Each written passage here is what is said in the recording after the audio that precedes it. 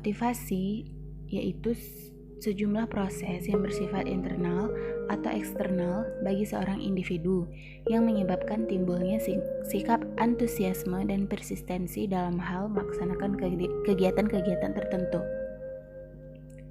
Menurut T. Hani Handoko, motivasi adalah keadaan pribadi seseorang yang mendorong keinginan individu untuk melakukan kegiatan tertentu guna mencapai tujuan.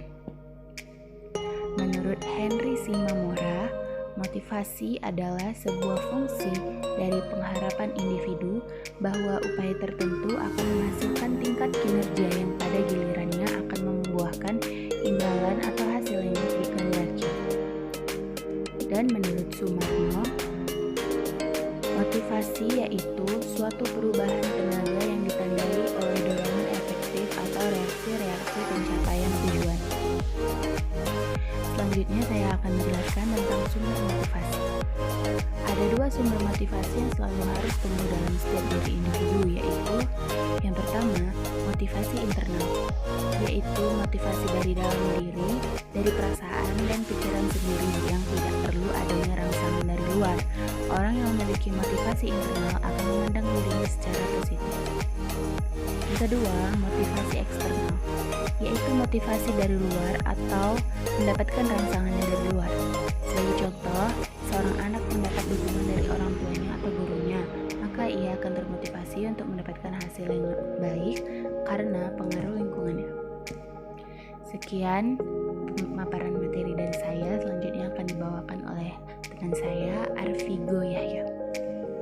Assalamualaikum warahmatullahi wabarakatuh. Terima kasih Nazila Fitria. Baik, di sini saya akan menjelaskan teori-teori motivasi. Yang pertama, hierarki teori kebutuhan. Teori ini dicetuskan oleh Abraham Maslow dan menyatakan bahwa manusia memiliki 5 hierarki kebutuhan, yakni yang pertama, fisiologis, rasa lapar, haus, berlindung, seksual, dan kebutuhan fisik. Yang kedua, rasa aman, rasa ingin dilindungi dari bahaya fisik dan emosional. Yang ketiga, sosial, rasa kasih sayang, kepemilikan, penerimaan, dan persahabatan. Yang keempat,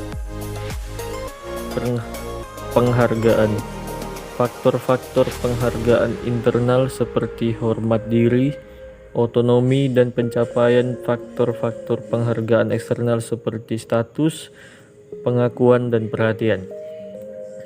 Yang kelima, aktualisasi diri, yaitu dorongan untuk menjadi seseorang sesuai kecakapannya, meliputi pertumbuhan, pencapaian potensi seseorang, dan pemenuhan diri sendiri.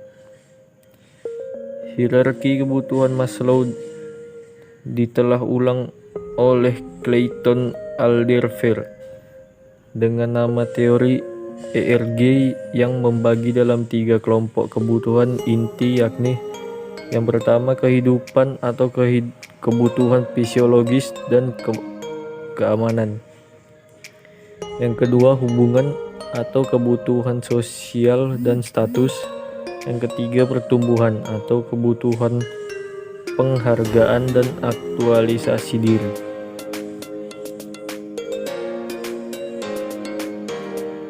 Yang kedua, teori X dan teori Y. Teori X yaitu menganggap bahwa karyawan tidak suka bekerja, malas, tidak menyukai tanggung jawab, dan harus dipaksa untuk menghasilkan kinerja. Teori X berasumsi bahwa kebutuhan tingkat yang lebih rendah mendominasi individu. Teori Y yaitu menganggap bahwa karyawan suka bekerja, kreatif, mencari tanggung jawab, dan dapat berlatih mengendalikan diri. Teori Y berasumsi bahwa kebutuhan tingkat tinggi yang lebih mendominasi individu.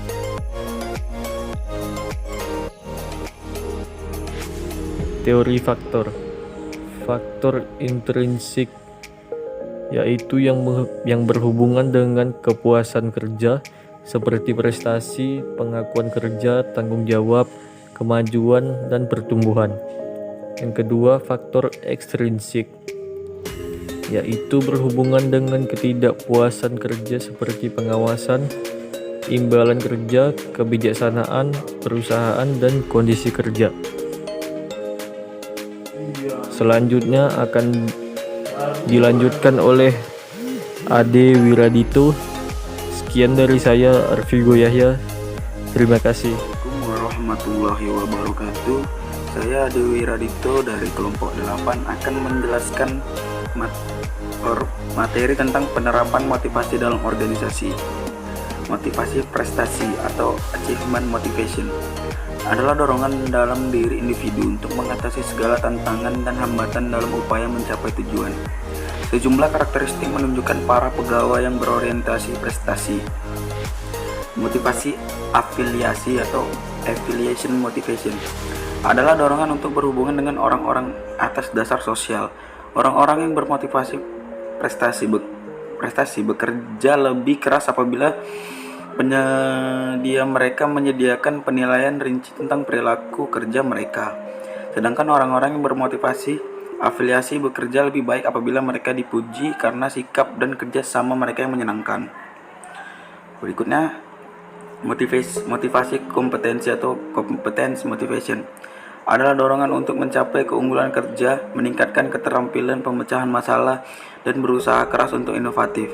Orang-orang yang bermotivasi kompetensi juga mengharapkan adanya hasil yang berkualitas tinggi dari rekan mereka dan mungkin terasa lebih sabar apabila orang-orang yang bekerja dengan mereka tidak melakukan pekerjaan dengan hasil yang baik.